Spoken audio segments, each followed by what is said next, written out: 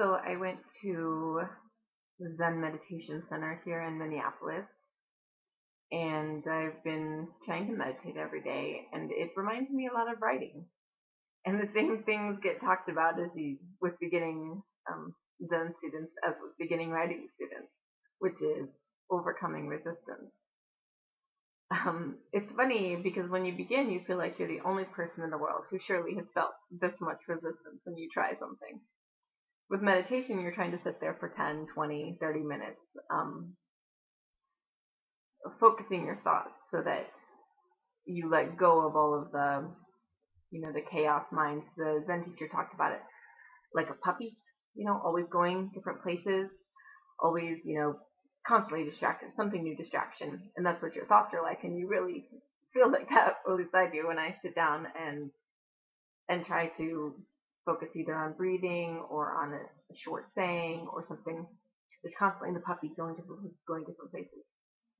And it's difficult. And I went to the Zen Center yesterday, and some of the other beginning Zen students were talking about the same thing. Like, this was impossible. How could you possibly sit for this long and keep your mind focused?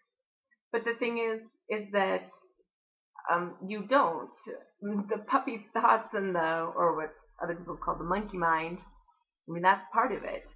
And it's not shocking that it doesn't come naturally. I mean, everybody has a hard time with it, which is what reminds me of writing, because I have a lot of writer friends now. And so much of what we talk about in writing is how hard it is to write. And these are people who have, written multiple books, and we have book deals now. And so we've written like 3 or 4 books, so we're not beginners anymore. And we've figured out, at least somehow, how to keep up a writing practice, how to just keep doing it every day. But even still, so many of us face resistance when we sit down to the page. There's that cursor blinking at you, and you just want to seize up and run away and say, "This is too hard. This is too hard. Nobody can do this." And so what I've been realizing as I begin meditating and face this resistance there is that it's okay. This is really what everybody's dealing with. This is not something shocking. This is something common to every person, or most people who sit down to write or to meditate. So I recorded that earlier, and I've been thinking about it all day, because I know what people really want to know is, but how do you overcome resistance?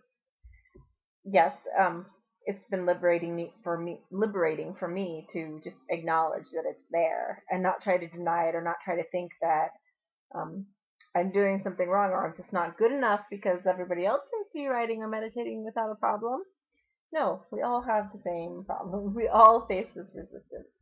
The easiest and most difficult answer, of course, to resistance is you just keep doing it. You just keep writing, or you just keep sitting. And theoretically, the more days that you do that in a row, the easier it becomes. And this is certainly true. I mean, I've noticed this with writing. But even after you've done it for a while, it's still hard. And what I really think it forces you to do is, every day you can't depend on what you did yesterday. You can't depend on how well it worked yesterday or didn't work.